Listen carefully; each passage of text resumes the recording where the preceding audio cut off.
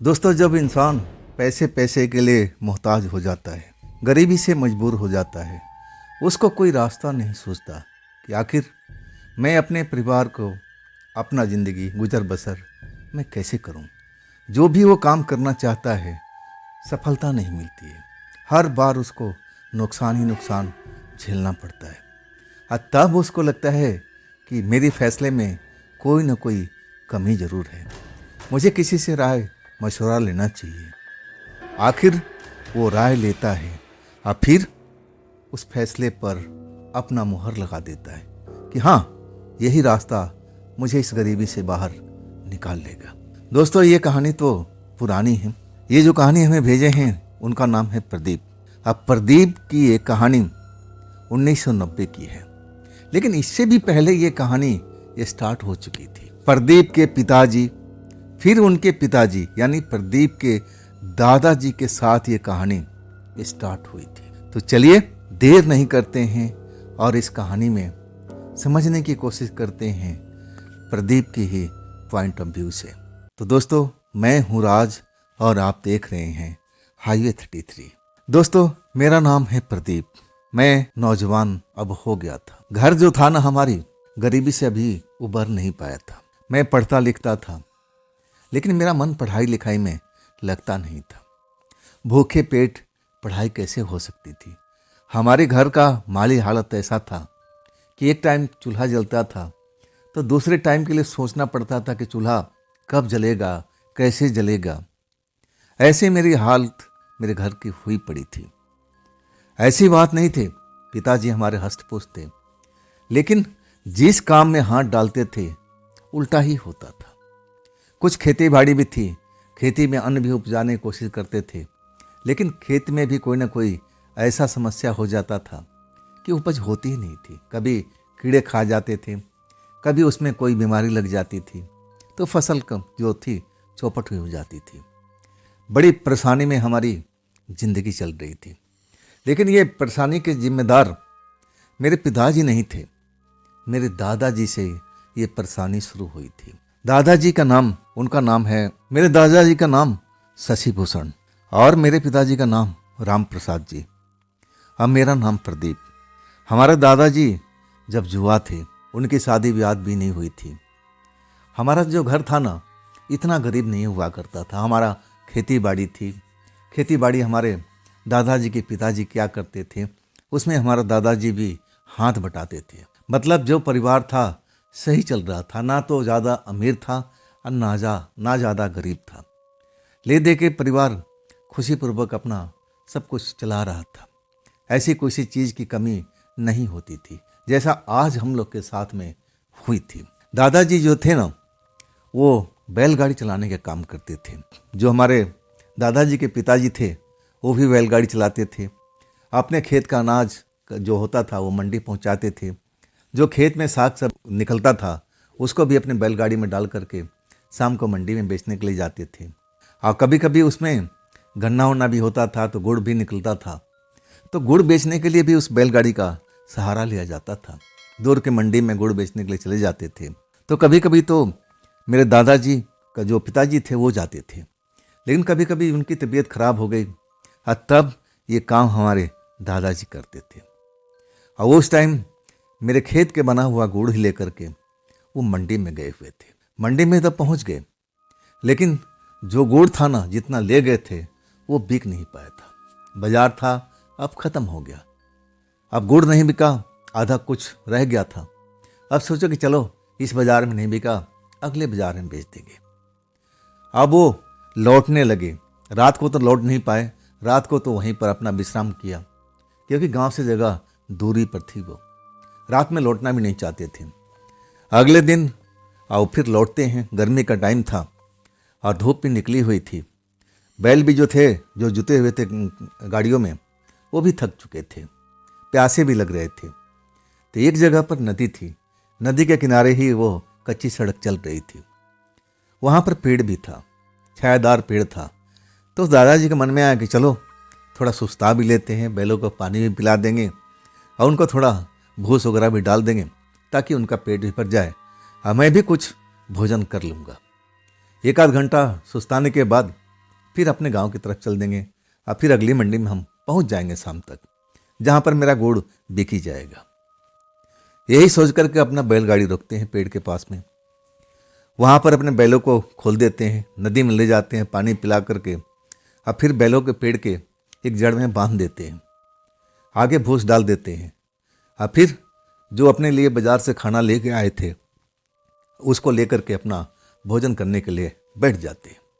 अभी भोजन भी नहीं किए थे, तभी एक साधु बाबा और उसी डगर पर थे, वो भी आ जाते। वो भी गर्मी से व्यस्त थे, परेशान थे, पसीने पसीने हुए पड़े थे। वो भी छायादार पेड़ के नीचे रुक जाते। जब मेरे दादाजी भोजन कर रहे थे तो शायद उनका भी भूख जाग गई थी, और दादाजी मीठा फीठा बहुत खाते थे और अपने लिए ऐसे कुछ मीठी पकवान अब पैक करा के लाए थे। अभी वो निवाला भी नहीं लगाए थे, तभी साधु बाबा ने बोला, अरे नौजवान, मुझे भी कुछ दे दो, मुझे भी कुछ भूख लगी हुई है। दादाजी हमेशा साधुओं का इज्जत किया करते थे। साधु भी ना हो ना, कोई उनसे भोजन मांग ले, करे भाई मुझे थोड़ा भोजन करा दो, तो भोजन करा देते थे। ऐसे ही थे मेरे दादाजी। अब अपना निवाला तो मुंह में रख नहीं पाए थे, तब कहते हैं कि ठीक बाबा, आप ये भोजन कर लीजिए। पूरा जो पैकेट था साधु बाबा का दे देते हैं। साधु बाबा हैरानी से कहते हैं, नौजवान तुम क्या भोजन करोगे? तब कहने लगे, मेरा तो पानी से अब पेट भर जाएगा, मैं तो नाश्ता करके निकला था, अब मुझे थोड़ा हल्की फुल्की भूख थी, मैं सोचा थोड़ा खा ही लेते हैं, नहीं तो ये खराब हो जाएगा, गर्मी के टाइम है ना।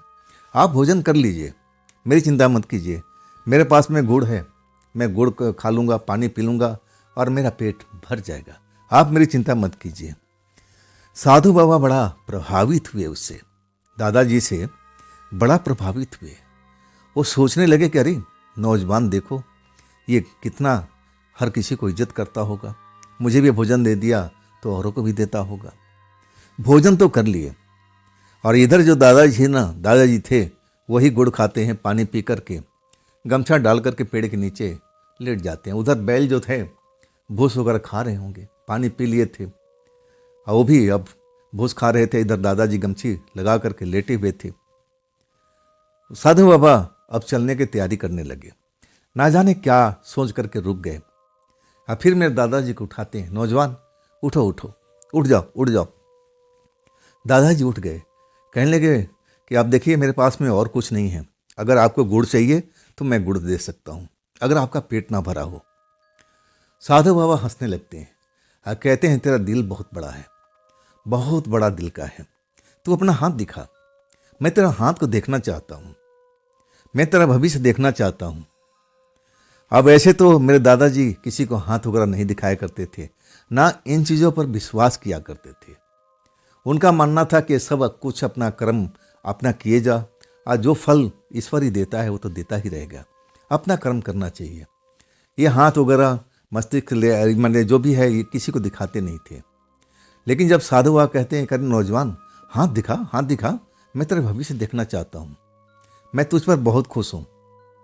अब तो दादाजी तो मना करते हैं कि रहने दीजिए ना, जैसा भी चल रहा है मेरा परिवार ठीक है, हम लोग आनंदित हैं, हमें किसी चीज़ की कमी नहीं है। लेकिन साधु बाबा मानते नहीं हैं, कहते नहीं नौजवान, तू एक बार अपना हाथ दिखा दे, दूर से ही दिखा दे मुझे। आखिरकार मजबूर होकर के दादाजी हाथ दिखा देते हैं। जैसे ही हाथ देखते हैं, साधु बाबा के जैसे ललाट पर चिंता की रेखाएं नजर आने लगी। ये सब देख करके मेरे दादाजी परेशान नहीं हुए, वो बिल्कुल बेफिक्र थे, हंस के कहने लगे, क्या हुआ साधु बाबा, ऐसे मेरे हाथ में क्या देख लिए? तब साधु बाबा कहते हैं, देख दो बातें हैं, एक तो तेरे आगे चल के भविष्य बहुत खराब होने वाला है, ना तो तेरी शादी होगी और तेरे पिता का एक्सीडेंट में मौत हो जाएगी, जो मैं देख पा रहा हूँ। और दूसरी चीज़ है, इनसे बचने के लिए तेरे हाथ में ही वो चीज़ है, लेकिन वो बंद पड़ा है, अगर इस चीज़ को तू खुलवा ले तो सब काम तेरा सही हो जाएगा, तेरे पिता का भी जीवन बच जाएगा और तेरा जो शादी ब्याह नहीं होना है वो भी तेरा होगा। अगर तू ऐसा नहीं करता है तो ये दोनों चीज़ तेरे साथ में हो सकती है, तेरे पिता का अकाल मृत्यु हो सकती है और तेरा शादी तो हो ही नहीं पाएगा। जब ये सुनते हैं मेरे दादाजी ना, तो विश्वास तो करते नहीं थे, हंसने लगते हैं। कहते हैं बाबा जी अब अपने रास्ते जाइए, मैंने आपको भोजन करा दिया, अगर कुछ थोड़ा बहुत गुड़ चाहिए तो मैं आपको बांध कर दे देता हूँ, रास्ते में पानी वानी पी लेना। मैं इन चीज़ों पर विश्वास नहीं करता हूँ, ना मेरे पिताजी करते हैं, मैं इन चीज़ों को मानता नहीं हूँ। तब साधु बाबा कहने लगे, देख तू मान या ना मान, लेकिन मैं तेरा भविष्य देख लिया हूँ। अब मैं देख लिया हूँ कि तू कितना भोला वाला है, सरल दिल का रहने है, तू सबका तू भला चाहता है। मैं तेरे को इस हालत में छोड़ करके जा नहीं पाऊंगा, मुझे बड़ा दुख होगा।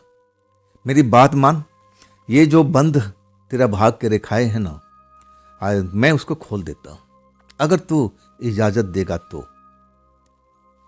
दादाजी अब चौंक करके देखने लगे साधु बाबा को कि साधु बाबा आप मुझे मेरे हाल पर छोड़ दीजिए, मैं तो ठीक हूँ, मेरे पिताजी भी ठीक है, ऐसा कुछ भी नहीं है, ना हमारे साथ में ऐसा होगा। रहा मेरा शादी का, ना हो तो क्या फ़र्क पड़ता है। रहा मेरे पिताजी के ज़िंदगी के सवाल, वो तो पहलवान हैं, उनके आगे तो भूत भी भागते हैं। ये मजाक में सब कुछ बोल रहे थे मेरे दादाजी, लेकिन साधु बाबा वहाँ से हिलते नहीं हैं। कहते हैं नौजवान, मैं सब कुछ तेरा भविष्य देख रहा हूँ, और ये सब तेरे साथ में जल्द होने वाला है। सबसे पहले तेरे पिता का अकाल मौत होगा, और इसके बाद तेरे घर में परेशानियाँ सब कुछ होती चली जाएगी। तो ऐसा हो जाएगा एक दिन कि तू लोग दाने दाने के लिए बेहाल हो जाएगा, तेरे घर में अन्न का दाना भी नहीं होगा, ना तेरा चूल्हा जलेगा। सब कुछ मैं देख रहा हूँ, तेरे साथ बहुत परेशानी अब मुझे दिखाई दे रही है। तू मुझे इजाज़त दे, और तब मेरा ये बंद दरवाज़ा तेरा मैं खोल देता हूँ। ये दोनों चीज़ हैं तेरे साथ में, ये जो मैं देख रहा हूँ, अब बगल में तेरा वो चीज़ भी देख रहा हूँ। दोनों चीज़ शायद ईश्वर ने इसलिए दिया हुआ है कि दोनों चीज़ को तू बैलेंस करके चल पाए, लेकिन तू इस चीज़ को देख ही नहीं पाया। अब जो दादाजी हंसने लगे और कहने लगे, मैं तो कोई ज्योतिषी नहीं हूँ, ना मैं कोई तंत्र विद्या जानता हूँ, ना मैं कोई और विद्या जानता हूँ, मुझे इन चीज़ों पर भरोसा ही नहीं है। हाँ, आप कहते हैं तो देख लीजिए, आप जैसा चाहें वैसा कर लेंगे। साधु बाबा खुश हो जाते हैं और कहते हैं, ला हाथ मुझे दे दे, लेकिन बेटा एक शर्त है। शर्त के नाम सुनकर फिर दादाजी कहने लगे, अब क्या होगा, अब कौन सा शर्त महाराज। तब कहते हैं, देख इसमें जो मैं देख रहा हूँ ना, अगर तेरा भाग्य मैं खोल देता हूँ तो ये दोनों काम जो एक साथ होना है वो तो होगा ही, लेकिन तेरे साथ में एक समस्या और भी हो जाएगी। दादाजी अब फिर कहने लगे, फिर तो छोड़ दीजिए, फिर फ़ायदा क्या है, जिस समस्या के लिए आप बात कर रहे हैं अब फिर समस्या खड़ी रहेगी तो इसका क्या मतलब होगा, रहने दीजिए, जैसा चल रहा है चलने दीजिए। तब साधु बाबा कहते कि नहीं, वो जो पहली समस्या है वो तो बहुत परेशान करने वाली है, तेरे पिताजी का अकाल मौत जल्द हो जाएगा, क्या तू नहीं चाहता है तेरे पिताजी का अकाल मौत टल जाए। तब दादाजी कहने लगे, हाँ मैं चाहता हूँ कि हमेशा वो स्वस्थ रहे, मेरे सामने रहें, उनको कोई परेशानी ना हो, हर बेटा अपने बाप के लिए यही चाहता है। तब साधु बाबा कहने लगे, बस छोटी सी परेशानी है, देख मैं तेरा ये भाग्य खोल दूंगा ना, ये रेखाएं जो तेरा हाथ में बंद पड़ी है, अगर मैं इसको जागृत कर देता हूँ तो तुझे कुछ ऐसी चीज़ दिखाई देने लगेगी तू विश्वास नहीं कर पाएगा। दादाजी फिर कहते हैं, ऐसा कौन सा चीज़ दिखाई देगा बाबा जो मैं देख करके डर जाऊंगा, विश्वास नहीं होगा, क्या चीज़ होगी। तब साधु बाबा कहने लगे, हाँ कुछ ऐसी चीज़ें हैं जिसको तुम लोग भूत प्रेत चुड़ैल ना जाने किस उपाधि से तुम लोग अब बुलाते हो, लेकिन वो शक्ति होती है, एक ऐसी शक्ति होती है जो तुम्हारे साथ में हमेशा रहती है। अगर मैं ये रेखा को खोल देता हूँ तो तुम्हारे शरीर में जो ऊर्जा है ना वो जाग जाएगी, ऊर्जा के आकर्षण से वो शक्ति तुम्हारे पास में खुद खींची चली आएगी, उसको लगेगा कि हाँ ये इंसान अब बिल्कुल सही है मेरे लायक, अब तुम बता दो क्या ये काम मैं करूं या फिर ना करूं। अब जो दादाजी थे विश्वास तो करते नहीं थे, उनको लगा कि साधु बाबा बस ऐसे ही अपना बोलते जा रहे हैं, अब इसे होना जाना तो कुछ है नहीं, ऐसा तो आज तक मैंने कभी देखा नहीं ना सुना। कहने लगे कोई बात नहीं, जैसा आप समझते हैं वैसा कर दीजिए, मुझे क्या है, मैं आज तक किसी से डरता नहीं हूँ, भूत प्रेत मैंने देखा नहीं तो यकीन भी नहीं करूँगा, बात खत्म हो जाएगी। साधु बाबा अब उसका अपने दादाजी का हाथ पकड़ करके अब कुछ मंत्र पढ़ते हैं। अब फिर वो जो कहते हैं कि मैं रेखा को अब खोलने जा रहा हूँ, तुम्हारे शरीर में कुछ झंझनाहट सी होगी, तुम्हारे आंखों के आगे कुछ अंधेरा छाने लगेगा, ऐसा लगेगा कि आसपास में बहुत सारी परछाइयाँ तुमको देख रही हो, बड़े डरावने लगेंगे, कोई अच्छे भी लगेंगे, तुम डरोगे तो नहीं ना। दादाजी हंस के कहने लगे कि मुझे डर नहीं लगता है, जो करना है कर लीजिए, मुझे भी अब निकलना है। अब इसके बाद जो बाबा थे, साधु बाबा थे, और इजाज़त मिल चुकी थी, अब फिर वो रेखा को खोल देते हैं और ऐसा ही होता है। दादाजी के शरीर में झंझनाहट होती है, उनके आँखों के आगे अब अंधेरा छाने लगता है, और जब अंधेरा होता है तो उसी पेड़ के आसपास में लगता है कि बहुत सारी प्रेत आत्माएं उनको देख रही है, घूर रही है, कोई उनको आवाज़ भी मार रही है। कुछ देर के लिए ऐसा उनको महसूस हुआ और डर भी लगा। अचानक सब कुछ शांत हो गया, जैसे पहले था वैसे ही हो गया। दिन का उजाला था और उस टाइम तो लग रहा था कि अंधेरा हो गया है। हर तरफ जिधर दादाजी देख रहे थे लग रहा था कि पूरा अंधेरा हुआ पड़ा है, और वो आत्माएं आसपास में हैं, पेड़ के पास में हैं जहां उनकी गाड़ी खड़ी थी।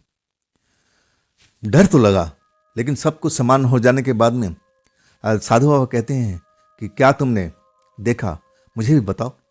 और वही बात बता दिए कि आपने जो बोला था मुझे ऐसा ही लगा। और इसके बाद दादाजी थोड़ा सहम से गए थे। इतना सब जो उनके आंखों के सामने सब कुछ दिखाई दिया, डर तो लगा ही। और तब बाबा जी के कहने लगे, बाबा जी ये ऐसा क्या जो मैंने देखा था वैसा हमेशा दिखाई देते रहेगा? और तब बाबा जी कहने लगे, नहीं नहीं, ऐसा नहीं होगा, लेकिन अब तुम्हारे पिता का जो लिखा हुआ था भाग में, उनको अकाल मौत, वो नहीं होगा। सब कुछ मैंने टाल दिया, उस चीज़ को ख़त्म कर दिया। आज जो तुम्हारी शादी का रेखा नहीं था, तुम्हारे भविष्य में शादी भी नहीं होने वाली थी, वो चीज़ को मैंने अब चालू कर दिया है। तुम्हारी शादी भी होगी, तुम्हारे घर गृहस्थी भी अच्छी तरह से चलेगी। लेकिन जो मेरे दादाजी थे ना, पहले तो इन चीज़ों को विश्वास नहीं करते थे, लेकिन जब शरीर में उनको ऐसा कुछ हुआ, झंझनाहट हुई, आंखों के आगे अंधेरा छा गया, हाँ कुछ प्रेतात्माएं जो उनको नजर आई थी, जो कभी उन्होंने देखा नहीं था, कुछ डरावनी भी थी और कुछ अच्छी भी थी, सब उनको आवाज़ लगा रही थी, सब उनके पास पहुंचने की कोशिश कर रही थी। और तभी सब कुछ जैसे अंधेरे से उजाले में हो गया था। उसके बाद वो लोग गायब हो गए थे। डर तो गए थे, अब कुछ पूछना चाहते थे, लेकिन वो पूछ नहीं पाए। और इसके बाद बाबा जी जाने लगे, और जाते जाते फिर रुके और कहने लगे कि तेरे साथ में और कोई समस्या हो ना तो तुम इस जगह पर आ जाना। एक जगह का नाम बताए कि तुम वहाँ पर आ जाना, मैं पूर्णमासी के दिन पूरा दिन उसी जगह पर तुम्हें मिल जाऊंगा। कोई तेरे साथ में ऐसी कोई समस्या होती बेटा। सब कुछ बताने के बाद बाबा जी अपने रास्ते, और इधर दादाजी थे वो अपने रास्ते। गाड़ी तैयार करते हैं, बैलों को लगाते हैं और फिर गुड़ लेकर निकल जाते हैं। अपने गांव पहुंचते हैं। गांव पहुंच करके मन तो आया कि सब कुछ अपने पिताजी को बता दूं, लेकिन सोच करके कि नहीं, पिताजी सुनेंगे तो उनको अच्छा नहीं लगेगा। अब उनकी मौत की कामना बात मैं कैसे कर सकता हूँ कि आपको अकाल मौत साधु बाबा ने बताया था। वो डर जाएंगे या फिर मुझे नाराज़गी से देखेंगे, तो भूत प्रेत पर कब से विश्वास करने लगा, क्योंकि वो भी नहीं करते थे। शाम हो चुकी थी। कुछ देर गुजारने के बाद फिर अपने जो गुड़ बचा हुआ था, कुछ और घर से गुड़ लेकर के पूरा बैलगाड़ी लोड कर लेते हैं और दूसरी बाजार की तरफ निकल लेते हैं। वो भी काफ़ी दूरी पर था, लेकिन समय पर पहुंच जाते हैं वहाँ पर। बाजार में उनका गुड़ बिक भी जाता है, पूरा का पूरा बैलगाड़ी खाली हो जाता है। बड़ा खुश थे, उनको लगा कि तो चमत्कार ही हो गया। इतना तो गुड़ मैंने कभी बेच ही नहीं पाया था। आधा ही गुड़ बिकता था, आधा तो मुझे घर पर लेके जाना पड़ता था। बड़ा खुश हो जाते हैं। इसके बाद गाड़ी लेके चल पड़ते हैं। कच्ची सड़क थी, रात भी हो चुकी थी, लेकिन दादाजी कभी डरते नहीं थे। बैल अपना मस्ती में चलते जा रहे थे। आसमान में चांद निकला हुआ था। अब हर तरफ उजाला उजाला चांद की रोशनी थी। लगभग आधी रात अब होने जा रही थी और वहाँ से दादाजी का गांव बस नज़दीकी था, मतलब घंटा भर का और रास्ता बाकी बचा था। और तभी सामने में एक औरत खड़ी नजर आती है और दादाजी को हाथ देती है कि रुको रुको, बैलगाड़ी रुको, बैलगाड़ी रुको। घूंघट में थी वो। घूंघट में देखने के बाद उनको लगा कि भाई हमारे गांव की बहू बेटी होगी, कहीं से आ रही होगी, चलो बिठा लेते हैं। पूछते हैं कि आप कौन सी गांव की हो, कहाँ जाना है। तब कहती है कि मुझे आगे ही जाना है, आप मुझे जहाँ तक आप जाएंगे वहाँ तक छोड़ देना, आगे मैं रास्ता खुद तय कर लूँगी। औरतों से ज़्यादा बात भी नहीं करते थे दादाजी, थोड़े शर्मीले स्वभाव के थे, तो अपनी बैलगाड़ी पर बिठा लिए। बैलगाड़ी फिर चलने लगी थी। जब उनका गांव आ जाता है, दादाजी का यानी मेरा गांव आ जाता है, और तब मुड़ करके देखते हैं कि आपको कहाँ जाना है। अब मेरा तो गांव आ गया, मैं तो अपने गांव में रुक जाऊंगा, आपको कहाँ जाना है। ये बात बोल करके जब कोई जवाब नहीं आता है, तब मुड़ के देखते हैं बैलगाड़ी पर वो औरत थी ही नहीं, घूंघट वाली औरत वो थी ही नहीं। कब उतर गई, कहाँ चली गई, कुछ पता ही नहीं चला। हाँ, दादाजी अब थोड़ा सा घबरा तो गए थे कि बैलगाड़ी में इतना तेज चला रहा था, लगभग मैं दौड़ा ही रहा था कि जल्दी से जल्द गांव में पहुंच जाए। और औरत चलती बैलगाड़ी से कैसे उतर गई, मुझे आभास तक नहीं हुआ। जबकि ऐसा नहीं होता है, बैलगाड़ी ऐसी होती है कि थोड़ा सा वजन आगे पीछे हो ना, तो जो गाड़ी चलाता है ना उसको पता चल जाता है। अब दादाजी को इसका अनुभव हुआ ही नहीं कि कब वो औरत कैसे उतर गई, पता ही नहीं लगा। हैरान तो हुए थे, लेकिन अब गांव आ चुका था तो अपने गांव पहुंच जाते हैं। अब घर में सारा पैसा देते हैं कि देखो मैंने आज पूरा गुड़ बेच दिया। दादाजी के पिताजी वो भी खुश थे, यानी हमारे परदादा जी और हमारी परदादी भी। पूरा परिवार था हमारा, और भी परिवार थे, चाचा चाची उनके बहुत सारे थे फैमिली के।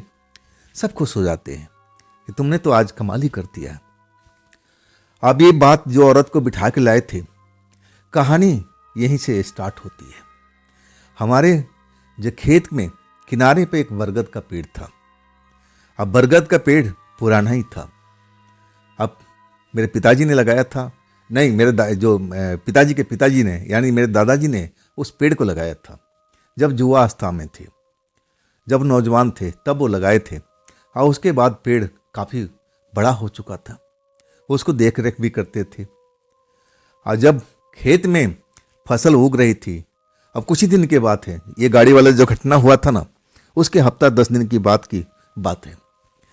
दादाजी रात के टाइम में खेत में रखवाली करने के लिए गए हुए थे। खेत में फसल उगी हुई थी, दादाजी की झोपड़ी थी, और वहाँ पर दादाजी के पिताजी भी अब रुका करते थे, खेत की रखवाली करते थे। लेकिन ज़्यादा टाइम मेरे दादाजी ही उस खेत में जाते थे, रखवाली करते थे, फसल की रक्षा करते थे। जो साग सब्जी उन्होंने लगाया था, और वो बरगद का पेड़ था ना, उस झोपड़ी से बिल्कुल ही पास बन था। अब आधी रात हो चुकी थी, कोई जानवर भी नहीं था, और दादाजी को नींद भी आ रहा था, तो नींद में चले जाते हैं, सो जाते हैं।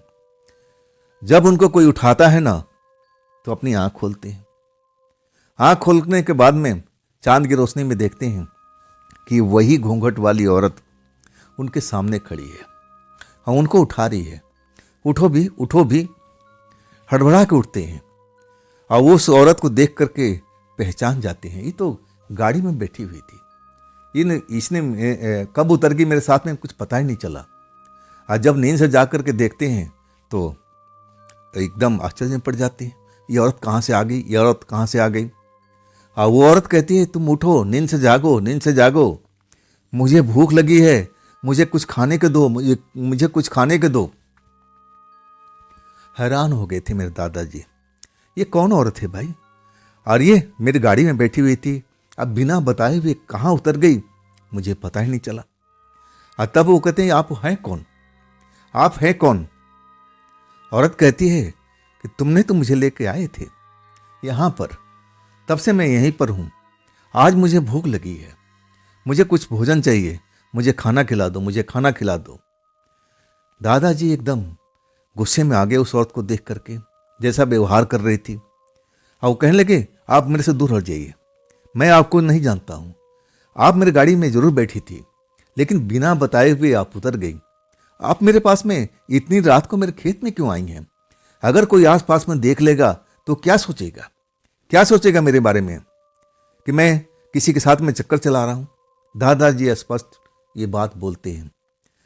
तब वो औरत कहती है, हाँ, तुम तो मुझे लेके आए थे यहां पर, तब से मैं यहीं पर हूं। अब वो औरत जाने को तैयार नहीं। दादाजी उसको कह रहे हैं कि तुम यहां से जाओ भाई, मेरे पास में कुछ खाने का नहीं है, ना मैं आपको कुछ खाने को दे सकता हूं। अब मेरे से दूर हो जाओ आप, मैं आपको जानता नहीं हूं, मैं आपको तो भली बात देखा भी नहीं हूं। जब वो बोलते हैं ना, तब वो घूंघट वो हटा देती है। हटाने के बाद जो उसका चेहरे का रौनक सुंदरता दादाजी देखते हैं ना, तो देखते ही रह जाते हैं। वो औरत ना होकर के खूबसूरत जवान लड़की थी, बड़ी बड़ी आंखों वाली। और उसका चेहरा मोहरा देख करके उनको सोचता नहीं है कि इतनी हसीन, इतनी जवान लड़की ये आखिर कौन है, मेरे पास में क्यों आई है, मुझसे ही भोजन क्यों मांग रही है, कौन है ये? तब जब वो देखने लगते हैं, तब औरत कहती है, वो लड़की कहती है, जो औरत पहले दिखाई दे रही थी अब लड़की बनी हुई थी, वो कहती है, तुमने अब मुझे देख तो लिया ना, मुझे भूख लगी है, मुझे खाना दो, मुझे बहुत जोर की भूख लगी है। अब आश्चर्य में पड़े हुए थे, आखिर इतनी सुंदर लड़की मेरे पास में क्यों आई है, ये यहाँ पर क्यों आई है, अब मुझसे क्यों भोजन मांगती है? तब दादाजी कहने लगे, आप हैं कौन? देखिए, मैं आपको इस टाइम में कोई भोजन दे नहीं पाऊंगा, आप जहां से आई हो आप वहीं चली जाइए। आपका भी घर होगा, आपके परिवार वाले ढूंढ रहे होंगे कि मेरी बेटी कहाँ गई। अब मैं यहाँ पर हूँ और आपको कोई देख लेगा तो क्या सोचेगा? दादाजी बहुत घबराए हुए हैं। आसपास में और भी खेत वाले थे जो अपनी फसल की रक्षा कर रहे थे, उनको डर लग रहा था। चांद की रोशनी थी, कोई भी दूर से देख सकता था, घबराए हुए थे और वो कह रहे थे कि आप चले जाइए यहाँ से, आप चले जाइए, देखिए कोई देख लेगा, कोई देख लेगा, मेरे पर लांछन लगा देगा कि तुम कर क्या रहे हो, ये लड़की कौन है? तब वो लड़की खिलखिला के हंसती है, कहती है, मुझे कोई नहीं देखेगा, मुझे आपके अलावा कोई देखेगा भी नहीं, आप ये डर जो है ना अपने मन से निकाल दो। दादाजी अब कहने लगे, ऐसा क्यों? जब मैं आपको देख रहा हूं तो दूसरा कोई भी तो देख सकता है। तब कहने लगी, मैं कोई इंसान नहीं हूं, मैं तुम्हारी तरह इंसान नहीं हूं, मैं एक प्रेतात्मा हूं, मैं लोगों को नजर नहीं आऊंगी, मैं तुम्हें नजर आ रही हूं। अब तुमने मुझे अब एक तरह से बुलाया है, तुमने मेरी अपने गाड़ी पर मुझे बिठा करके और इस गांव में लेके आए हो। देखो, मैं इसी बरगद का पेड़ पर अब तुम्हारे इंतजार कर रही थी कि तुम कब आओगे, कब आओगे, मुझे भूख भी लगी है। दादाजी जब सुनते हैं कि ये लड़की प्रेतात्मा है तो खौफ में भर जाते हैं, डर जाते हैं। तब लड़की कहती है, अरे डरो मत, डरो मत, मैं तुम्हें कोई नुकसान नहीं पहुंचाने आ रही, मैं तुम्हें कोई नुकसान पहुंचाने का सोच भी नहीं सकती हूँ, मैं तुम्हारे साथ में रहूंगी और हो सकता है कि मैं तुम्हारा मदद ही करूं, मैं तुम्हारी अब जिंदगी बदल भी सकती हूं आने वाले टाइम में, लेकिन मुझे अब तुम भोजन दोगे, अब मेरा देख रेख करोगे, मैं तुम्हारे आसपास ही रहूंगी। दादाजी एकदम, उनकी हालत खराब हो गई थी। वो तो कभी कल्पना भी नहीं किए थे कि भूत प्रेत भी होता है, लेकिन भूत प्रेत तो उनको सामने में था और देख करके खौफ में थे, लेकिन वो आत्मा लड़की उनको आश्वासन दे रही थी कि आप मुझे मत डरिए, मुझे कोई देख नहीं पाएगा, मेरे साथ में रहोगे तो तुम्हें अच्छा ही लगेगा, तुम्हारे जीवन को मैं संवार दूंगी आने वाले भविष्य में, मुझसे तुम दूर मत जाओ, मैं तुम्हारे साथ में रहना चाहती हूँ। मतलब अपने प्यार का इजहार करती है दादाजी के साथ में। और दादाजी तो एकदम घबराए हुए थे, वो इंसान नहीं, एक प्रेतात्मा से कैसे बात बन सकती है भाई? नहीं नहीं नहीं, मेरे दादाजी मना कर देते कि नहीं, आप मेरे से दूर हो जाइए, मेरे पास बिल्कुल मत आइए, और रहा खाना पानी, मैं आपको खाना पानी बिल्कुल नहीं देने वाला, मैं तो कहता हूँ कि आप मेरे से बिल्कुल पास में आने की कोशिश मत कीजिए। दादाजी अपना डर को निकालते हैं और कहते हैं, आप मेरे से दूर हो जाइए, देखिए आप मुझे बिल्कुल नज़दीक में आपको देखना नहीं चाहता हूँ। लेकिन वो प्रेतात्मा इतनी आसानी से उनका साथ नहीं छोड़ने वाली। कहती है कि देखो, मैं तो तुम्हारे साथ में रहूँगी, अब तुम्हारे शरीर में ऐसी ऊर्जा है जिसकी वजह से मैं तुम्हारे पास खींची चली आएगी। अब मैं तुमसे दूर नहीं जा सकती, मैं तो तुम्हारे पास में ही रहूंगी, चाहे तुम मुझसे प्यार करो या ना करो, लेकिन मैं तुम्हें हमेशा प्यार करूंगी।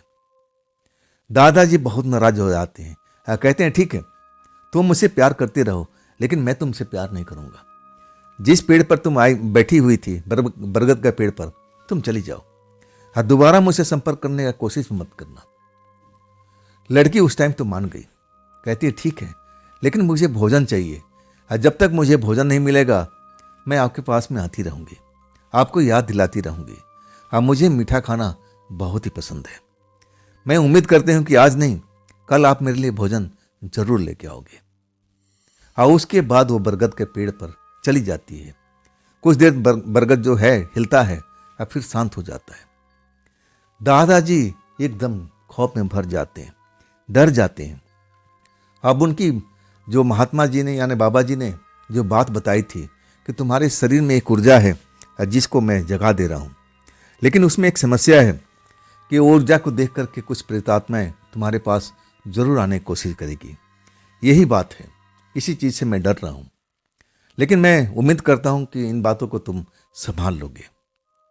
अब समझ तो गए थे कि शायद ये जो बाबा जी ने मेरे हाथ में जो बंद रेखाएं थी इसको खोला है, और शायद इसी से मेरे शरीर में ऊर्जा पैदा हो गया है। और ये ऊर्जा का आकर्षण से ये प्रेतात्मा मेरे पास में आ गई है, मेरे नज़दीकी चाहती है, लेकिन मैं इसके नज़दीक नहीं जाऊंगा। अब ऐसे ही सोचते सोचते पूरी रात निकल जाती है, और तब सुबह होती है, और तब अपने घर जाते हैं। ये बातें अपने पिता को बताना चाहते हैं, लेकिन लगता है कि नहीं, इस टाइम बताना ठीक नहीं होगा। ना जाने उनके पिता अपने बारे में, मेरे बारे में क्या सोचेंगे। थोड़ा सा सहम जाते हैं, शर्मीले स्वभाव के थे ना, तो बता नहीं पाते हैं। आखिरकार रात होती है। रात होने के बाद में घर में कुछ मिठाई पकवान बना था। उनके मन में ना जाने कैसे ख्याल आता है, अरे वो प्रेतात्मा है, वो भूखी है, उसने तो मेरा कुछ बिगाड़ा नहीं अभी तक, चलो उसके लिए हम आज भोजन लेके जाते हैं। अपना तो खाना खा लेते हैं, लेकिन उस प्रेतात्मा के लिए भोजन बांध करके थैले में रख करके और अपने खेत में आ जाते हैं। जैसे ही आते हैं, जैसे आधी रात होती है, प्रेतात्मा उनके पास पहुंच जाती है और उस सुगंध को महसूस कर लेती है और कहती है, मैं जानती थी कि आप मेरे लिए आज भोजन लेके आओगे, मुझे तो बड़ा भूख लगी है, अब दे भी दीजिए, मुझे भूख लग रही है। मेरे दादाजी जो भी पकवान लेके आए थे उस प्रेतात्मा को दे देते हैं। और प्रेतात्मा खा करके खुश भी हो जाती है और कहती है कि मुझे पता था कि आप मुझसे प्यार भी करोगे, जैसा मैं आपके साथ में करती हूँ। दादाजी तो चाहते नहीं थे कि उस प्रेतात्मा के साथ में अब ऐसा कुछ किया जाए, उसके साथ प्रेम व्यवहार स्टार्ट किया जाए, लेकिन प्रेतात्मा ने उनको विवश कर दिया था। अब उनको ऐसा कुछ तंत्र मंत्र या जैसे कहते हैं हिप्नोटाइज, उनकी आंखों में ऐसा कुछ था जिसके देख करके वो विवश हो चुके थे। लेकिन शारीरिक कोई मिलन नहीं हुआ था। दोनों आसपास बैठते थे, थोड़ा दूरी बना करके, और एक दूसरे की अपनी दिल की बात बताते थे। वो प्रेतात्मा जो थी ना, बड़ी अच्छी अच्छी बातें बताया करती थी। दादाजी को समझाया करती थी कि देखो, ये तुम्हारा आने वाला भविष्य है ना, ऐसे नहीं सुधरेगा। इसके लिए तुम मेरे बताए हुए काम को करना पड़ेगा, नहीं तो तुम इसी खेती में बैलगाड़ी चला चला करके तुम्हारी जीवन ऐसे ही रह जाएगा, तुम आगे नहीं बढ़ पाओगे। दादाजी पूछते थे कि बताओ फिर मैं कैसे बढ़ूंगा। वो सलाह देती थी कि देखो, अभी वक्त नहीं आया है, जैसे वक्त आएगा सब कुछ मैं बता दूंगी। पहले तुम्हारा शादी करना है, जब तुम्हारी पत्नी आ जाए इसके बाद में वो चीज़ मैं शुरू कर दूंगी बताना कि आगे तुम्हें करना क्या है। आखिरकार वो लगभग 1 साल तक कुछ बोली नहीं, न बताई। जब भी मौका मिलता था दादाजी के पास में आके एक फ्रेंड की तरह बैठती थी, बातचीत होता था। अब दादाजी भी उनसे डरते नहीं थे, अपने मन की बात बताते थे, जो दिन भर करते थे वो सब कुछ बताते थे। अब दादाजी अब उनसे खुल चुके थे, पूछते थे कि तुम बताती हो ना कि कब मेरा भविष्य उज्जवल होगा, मैं कैसे काम करूं, क्या करना चाहिए, तो अब तो बता दो। लेकिन प्रेतात्मा कहती है कि तुम्हारे हाथ में कुछ नहीं है, जब तुम्हारी पत्नी आ जाएगी, शादी हो जाएगा, तब मैं उस चीज़ को बताऊंगी और तुम्हारी मदद भी करूंगी। पहले तुम अपना शादी करो और अपने पत्नी को घर पर ले आओ, अब फिर मैं तुम्हारे लिए रास्ता खोलती चली जाऊंगी। आखिरकार दादाजी की शादी भी होता है, धूमधाम से होता है, और दादाजी की पत्नी यानी हमारी दादी भी आ जाती है। घर खुशहाली से भर जाता है। अब रात दिन, अब जो मेरे दादाजी थे, अब कभी खेत में जाते और कभी अपने घर पर भी रहते, और कभी कभी रात को रखवाली भी करना पड़ता था। अब रात को जाते थे रखवाली करने के लिए, और इसके बाद वो प्रेतात्मा आ जाती थी, अपने दिल की बात अब दादाजी को बताती थी, दादाजी अपने दिल की बात बताते थे। और इस तरह अब वो बात को स्टार्ट कर दिए कि अब तो तुम बोलती थी कि शादी कर लो, शादी कर लो, अब तो मैंने शादी भी कर लिया, पत्नी भी आ गई, तो तुम मुझे अब बताओ कि मुझे करना क्या होगा। मुझे अब वो रास्ता दिखाओ जिसके बारे में तुम बात करती थी। तब कहती है कि हाँ, अब वो समय आ चुका है, मैं सब कुछ तुम्हें रास्ता बताऊंगी कि तुम्हारी जिंदगी अब सही हो जाए। लेकिन एक शर्त है, एक शर्त है। शर्त की बात सुनकर के दादाजी फिर चौंक के देखने लगे कि अब क्या शर्त है, अब कौन सी शर्त तुम लगा रही हो। तब कहती है कि देखो, मैं चाहती हूं कि मैं इसी पेड़ पर हमेशा रहूं, और जो भी तुम्हारे बारिश हो, तुम्हारे बेटा हो, बेटी हो, चाहे कोई भी हो, जैसे तुम मेरे को भोजन देते हो और तुम्हारा परिवार भी मुझे भोजन देता रहे, बस मैं यही चाहती हूँ। जब तक मुझे भोजन मिलता रहेगा मैं तुम्हारे परिवार को आगे बढ़ाती रहूँगी, और जब मुझे भोजन नहीं मिलेगा तब सब मैं रास्ता बंद कर दूंगी। अब एक शर्त थी। दादाजी हंस करके बोलने लगे, इसमें क्या है, हम कर रहे हैं ना, तो हमारे आने वाले बच्चे भी करेंगे, मैं उनको भी बता दूंगा, वो भी करेंगे। अब इसके बाद वो रास्ता बताती है, और रास्ता कठिन तो नहीं था, सब उपाय वो कर लेते हैं। मामला आकर के धन पर रुक जाता है। धन का कहां से प्राप्ति करें, जो बिजनेस बता रही हो उसमें तो पैसा भी लगेगा। तब वो प्रेतात्मा कहती है, इसका चिंता तुम क्यों कर रहे हो, सब कुछ मैंने प्रबंध करके रखा हुआ है, मैं तो चाहती हूं कि शुभ घड़ी आए और तुम अपना काम स्टार्ट करो। धन का व्यवस्था भी वो प्रेतात्मा दादाजी को करा देती है। दादाजी को विश्वास भी नहीं था कि इतना धन की जो जरूरत उनको थी और प्रेतात्मा आसानी से उनको दे देगी। पूछते हैं कि तुम कहाँ से धन लाई हो, तुम्हारे पास इतना धन कहाँ से आया। तब प्रेतात्मा कहती है कि मैं मनुष्य थोड़ी हूँ, मैं प्रेतात्मा हूँ। ऐसे कुछ बिखरे हुए धन इस धरती पर पड़े हुए हैं जिनको कोई छूता ही नहीं, उनको मालूम भी नहीं है कि कहाँ कहाँ धन है। मैं देखी और तुम्हारे लाके इकट्ठा करके ला दिया। अब वो किसी का चोरी का तो नहीं है, ना किसी का डकैती डाल के लाई हूँ। वो धन तो बेकार पड़े हुए थे, किसी काम में थे ही नहीं, ना कोई उनको उपयोग कर रहा था, ना तो उनको कोई देख पा रहा था। मैं वही धन इकट्ठा करके लाई हूँ और तुम्हें दे दिया हूँ। अब तुम अपना बिजनेस को आगे बढ़ाओ। अब इसके बाद बिजनेस तो आगे बढ़ने लगता है और धीरे धीरे समय परिवर्तन होता रहता है। अब जो दादाजी थे जवानी से अब आगे की ओर बढ़ते हैं, और इसके बाद पिताजी आते हैं। पिताजी भी अब जब दादाजी बीमार पड़ जाते हैं, अब उस एज में पहुंच जाते हैं, तब वो पूरी बात पिताजी को बताते हैं कि देखो बेटे, ये बरगद पर एक प्रेतात्मा रहती है और उसे डरना नहीं है, बस उसको मीठी चीज़ें खाना पसंद है। और तुम हर अमावस की रात को, पूर्णमासी की रात को जा करके उसको भोजन करा देना है, बस इतना सा काम है। हर रात को नहीं चाहिए, पूर्णमासी को और अमावस को उसको भोजन का सख्त जरूरत पड़ता है। वो खुश हो जाएगी और हमारा जो जीवन है ऐसा ही चलता रहेगा। हमें कोई दुख तकलीफ नहीं होगा, कोई भी समस्या होगी वो तुम्हें बता देगी कि तुम ऐसे कर लो, ऐसे कर लो, समस्या तुम्हारा ख़त्म कर देगी। उससे तुम्हें मिलकर रहना है। कोई नया काम करो ना, तुम उससे सलाह जरूर लेना कि ये नया काम मेरे को अच्छा लगे, मतलब सूट होगा, मैं इस काम में सफलता प्राप्त करूंगा कि नहीं करूंगा। अब दादाजी सब कुछ मेरे पिताजी को बता दिए थे। पिताजी भी घबरा गए थे जब दादाजी से ये बात सुनते हैं। तब कहते हैं तुम्हें डरना नहीं है, ये प्रेतात्मा जब से मेरे पास में आई है तब से हम पीछे मुड़ के नहीं देखे।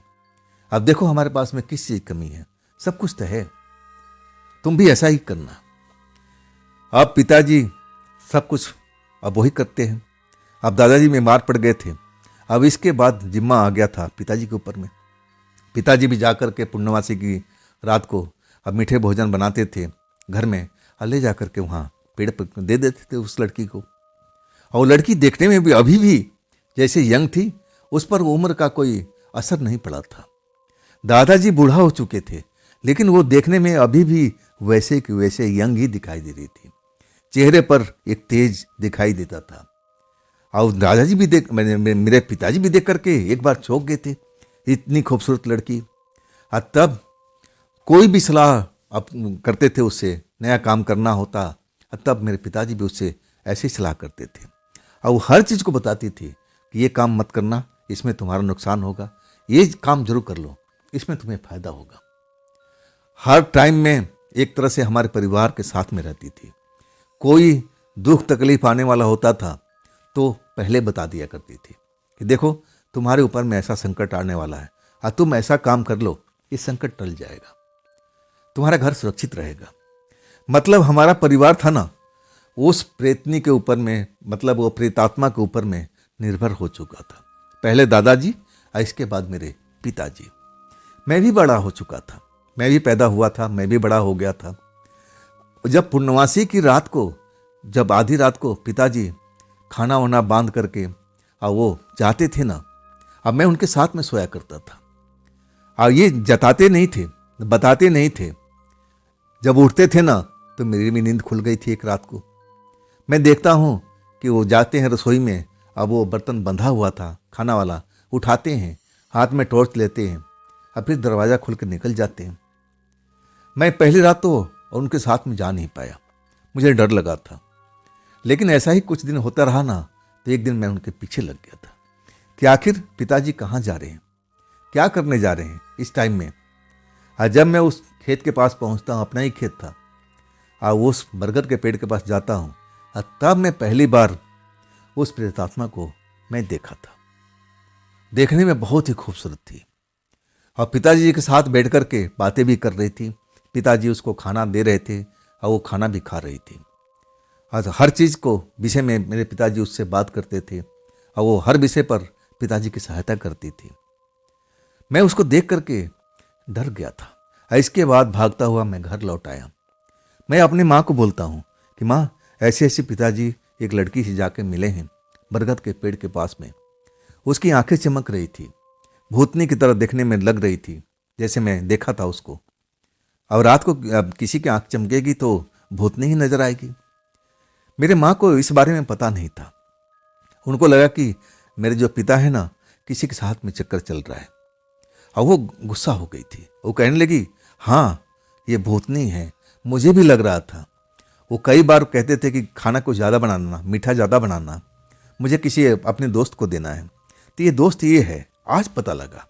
तूने अच्छा किया, तूने जान करके मुझे बता दिया, तू मेरे पर बहुत एहसान किया है। मुझे तो शक था काफ़ी दिनों से कि इनका किसी से मिलना जुलना है, लेकिन तूने आज देख लिया, अपनी आंखों से देख लिया है। जब मेरी माँ गुस्सा हो जाती है तो मैं डर जाता हूँ, और कहता हूँ, माँ ये मत बोलना कि मैं पिताजी के पीछा करते गया था, नहीं तो पिताजी मुझ पर नाराज़ हो जाएंगे, मेरे साथ में अब मारपीट भी करने लगेंगे। मैं उनके गुस्से के जानता था। हाँ, तब माँ कहती तू चिंता मत कर, मैं तेरा नाम नहीं बताऊंगी। लेकिन आज के बाद में मैं देखती हूँ कि वो कैसे जाते हैं अपने दोस्त से मिलने, और उस बरगद के पेड़ के पास में। जरूर इसी गांव की लड़की है, चाहे बगल वाली गांव की लड़की है, वो भूतनी नहीं है। अब माँ गुस्से में थी। अब हर कोई स्त्री अब अपने पति के बारे में ऐसा सोचेगा तो ऐसा ही होगा। मेरी माँ भी बहुत गुस्से में थी। जब पिताजी लौट के आते हैं, रात में तो कुछ नहीं होता, रात में तो सब शांति रहती है। मेरे बगल में आके लेट जाते हैं, और मैं भी चैन की सांस लेता हूँ कि चलो रात आराम से बीती है। लेकिन जब सुबह पिताजी काम पर जाने लगते हैं, कहते हैं नाश्ता बना दो, और तब माँ क्लेश शुरू कर देती है। कहती है उसी से जाकर बनवा लो, जहाँ रात में गए थे, मालपुआ लेके गए थे, वो तुम्हारी दोस्त है ना, वो खूबसूरत बड़ी बड़ी आंखों वाली, बड़े बड़े उसके बाल हैं, अब मैं उसके आगे तो फीकी हूं ना। माँ अपने रौद्र रूप पर आ गई थी। अब इसके बाद पिताजी के तो चेहरा देखने लायक था, एकदम डर गए थे। क्या बोल रही हो तुम, कैसी उल्टी पुल्टी बात कर रही हो, मैं कहाँ किसी से मिलने जाता हूँ। और तब माँ कहती है कि मैं खुद गई थी तुम्हारे पीछे पीछे, मैंने सब कुछ देखा है। बरगद के पेड़ के पास में उस खूबसूरत लड़की के साथ में तुम इश्क नहीं लड़ा रहे थे तो और क्या कर रहे थे, और क्या हो रहा था वहां पर। कौन सा रामायण तुम सुनने के लिए गए थे रात में, वो भी मालपुआ लेकर के। माँ अपने असली रूप पे आ गई थी, बिल्कुल गुस्से में, बिल्कुल किसी की बात ही नहीं सुन रही थी। शोर शराबा होने लगा, घर के परिवार और भी सब। अब मामला क्या है, अब किसी को समझ में नहीं आ रहा था। ये बात दादाजी सिर्फ पिताजी को बताए थे। पिताजी और दादाजी के बीच में ही ये सब बात था, और घर का परिवार और कोई नहीं जानता था। सब कुछ बिल्कुल शांत चल रहा था। इसमें सबसे गलती मेरी थी। ना मैं उस रात को अपने पिताजी का पीछा करता, ना मैं उस पेड़ के पास पहुंचता, ना मैं अपनी आंखों से देखता, और ना ये मैं अपनी माँ से बात कहता। अब मेरी गलती थी, मेरी वजह से सब आज घर में क्लेश हुआ था। अब इसके बाद तो क्लेश रोकता ही नहीं है। पिताजी समझाने की कोशिश करते हैं माँ को कि ऐसा कुछ भी नहीं है, तुमने कब देख लिया, मैं मानता ही नहीं हूँ, मेरे किसी के साथ में ऐसी कोई दोस्ती नहीं है, मैं किसी लड़की को पसंद ही नहीं करता हूँ तुम्हारे छोड़ करके। लेकिन माँ कहाँ रुकने वाली है, घर में क्लेश बढ़ता जाता है। और दादाजी भी तबीयत खराब था, वो भी समझाना चाहते थे कि परिवार में शांति हो जाए, बोलते बोलते खांसते रहते थे। लेकिन आखिरकार वो उनकी भी सांस बंद हो जाती है। वो परिवार को दुख को देख करके और अपने आप को रोक नहीं पाते हैं। समझाने की तो बहुत कोशिश करते हैं कि घर में शांति बना रहे, लेकिन उनकी भी मौत हो जाती है। मौत तक जब तक क्रियाक्रम नहीं होता घर में शांति जरूर होती है, लेकिन मम्मी पापा में कोई बातचीत नहीं होती थी।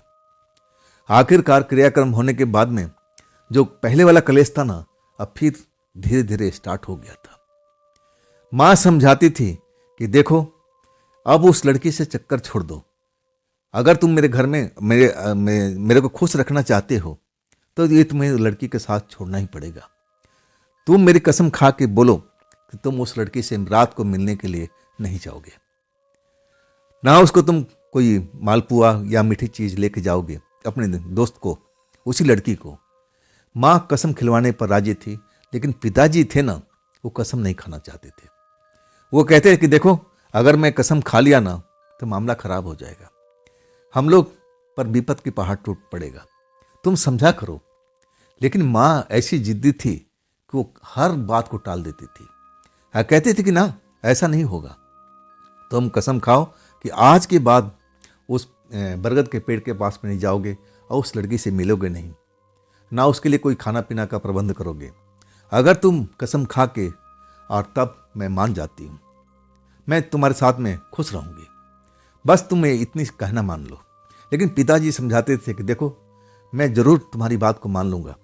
लेकिन वो मेरी सब कुछ बताने लगे माँ को कि वो तुम्हारी नज़र में तुम्हें लगता है ना कि वो लड़की है, वो इंसान है, लेकिन ऐसी नहीं है, वो एक प्रेतात्मा है। हाँ, ये काम मैंने नहीं किया है, ये दादाजी मेरे पिताजी ने स्टार्ट किया था। हाँ, तब से हमारा घर सुखी संपन्न हुआ है। नहीं तो हमारे दादाजी बैलगाड़ी चलाया करते थे, खेती करते थे, मजदूरी करते थे। हमारा घर इतना सुख समृद्धि में नहीं था। तुम समझा करो, अगर हमने उससे दोस्ती तोड़ दिया, उसको टाइम पर हम खाना नहीं देंगे तो फिर हम पर नाराज हो जाएगी, और इसके बाद हमारा घर पहले वाला हालत में आ जाएगा। लेकिन माँ कहती कि कुछ भी हो जाए, मैं उस लड़की के पास तुम्हें जाना देखना पसंद नहीं करूंगी। ना तुम उससे दोस्ती रखोगे, ना उसको तुम खाना खिलाओगे, ना उसके पास जाओगे। आखिरकार माँ की जिद के आगे पिताजी को हार मानना ही पड़ा। कसम खाते हैं, और वो जमाने में कसम बहुत महत्व रखती थी, और कसम सर पर हाथ रख के खाते हैं कि आज के बाद ना उस प्रेतात्मा के पास जाऊंगा, ना उससे दोस्ती रखूंगा, और ना उसको खाना खिलाऊंगा। बात खत्म। अब वो जो प्रेतात्मा है, अमावस की रात को और फिर पूर्णमासी की रात को उसको भूख भी लगती थी। अब वो अपने भूख के इंतजार करती थी कि अब मुझे भोजन आएगा, मुझे भोजन आएगा।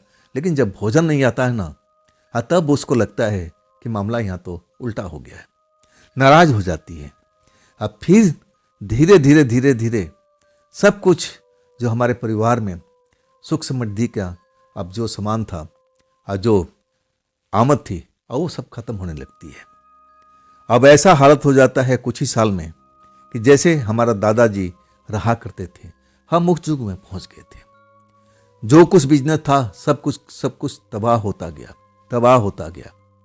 सब कुछ हमारी आंखों के सामने देखते देखते सब नष्ट होने लगा। बिजनेस खत्म, खेती बाड़ी थी उसमें भी पहले वाली हालत शुरू हो गया था।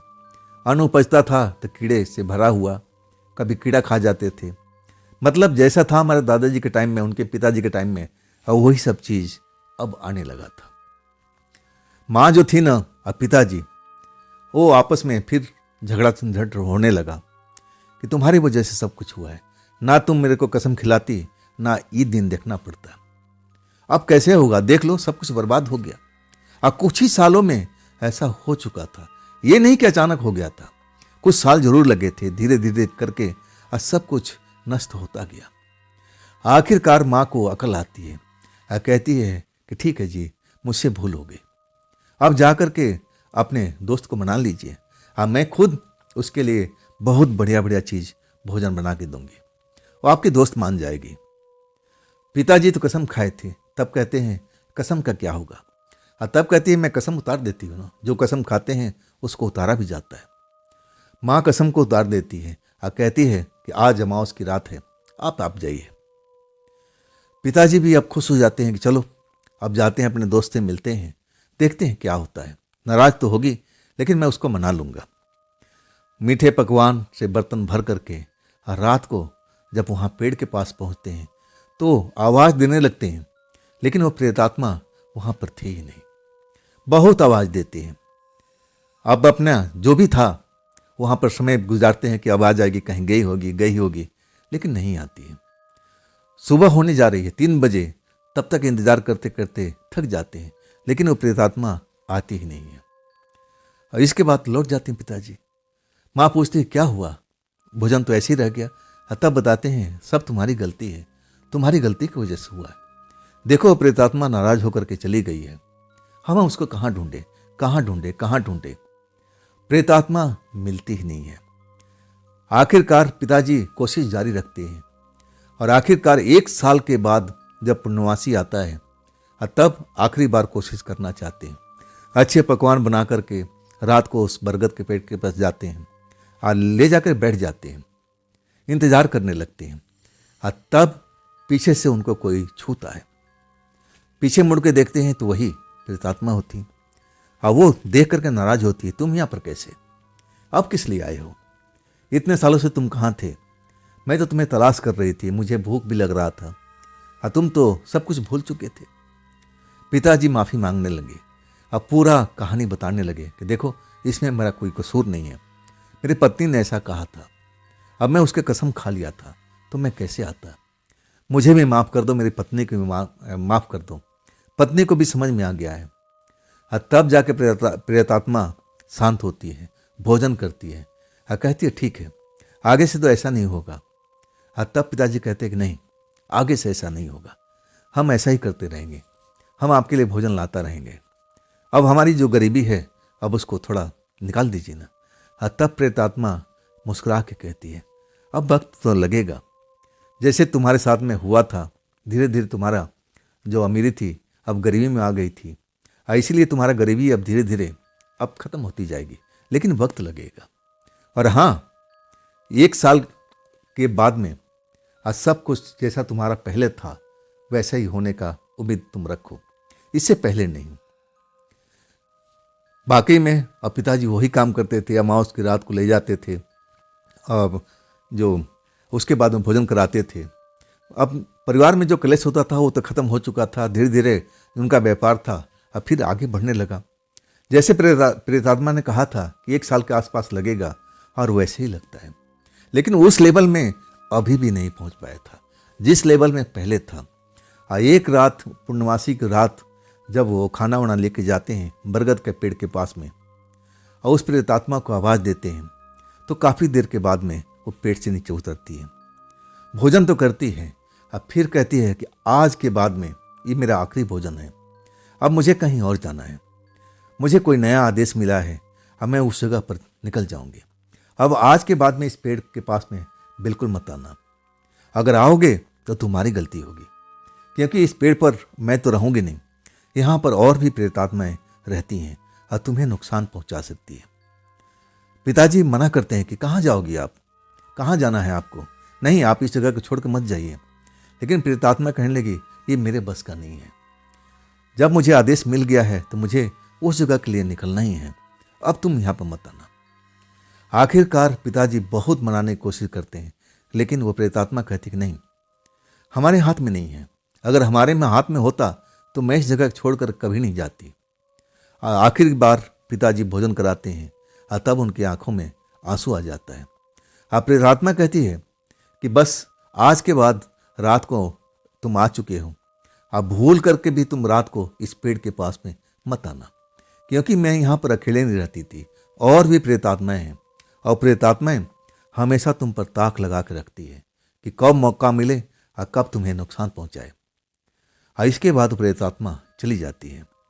हाँ, जाने के बाद में अब महीनों तक हमारे घर में जैसे अब सब कुछ बिल्कुल सुना सुना लग रहा था, कोई किसी से बात नहीं करता था।